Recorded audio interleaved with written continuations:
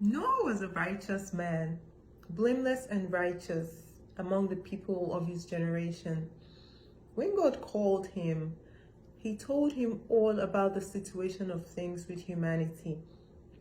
That sin has taken a high stance, and he wants to curb this by wiping away the whole generation, but spare only Noah and his family, both nuclear and extended, and also some animals and livestock, two of a kind.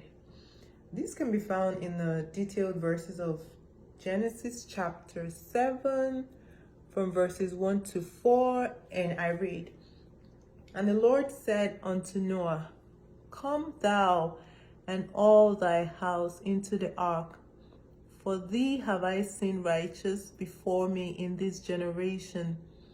Of every clean beast thou shalt take to thee by sevens, the male and his female, and of beasts that are not clean by two, the male and his female, of fowls also of the air by sevens, the male and the female, to keep seed alive upon the face of all the earth.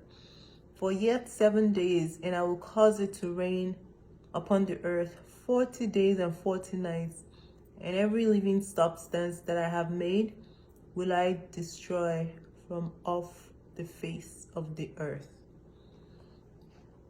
The specifics in God's words when it comes to giving instructions to us humans can be noticed in the vivid descriptions of the style of the ark to be built for 40 days in preparation for the forthcoming season of the flood.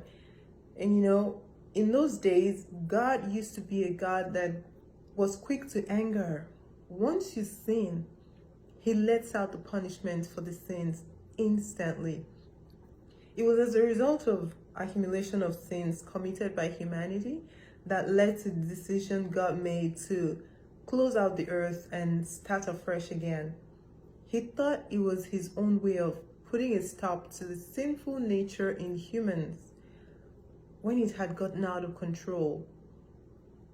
A dove in this story is a representation of a reporter and a researcher, as it was observed that Noah sent out a dove while they were still in the ark to find out what the situation of things are after the flood, and to just be able to anticipate the day that the rain was going to stop. The dove arrived with a freshly plucked olive leaf, which indicates that the rain had stopped and the land had dried up from the flood.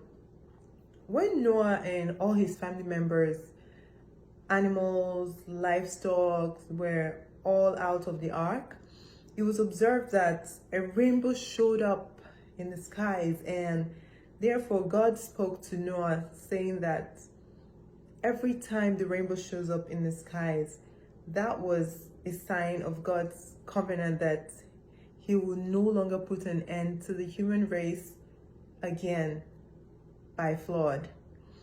What can also be said about this decision to place a rainbow in the skies whenever it rains is that it is also a way of God constantly making sure that he also remembers and stays committed to his promises of no more floods. God is a God of promise.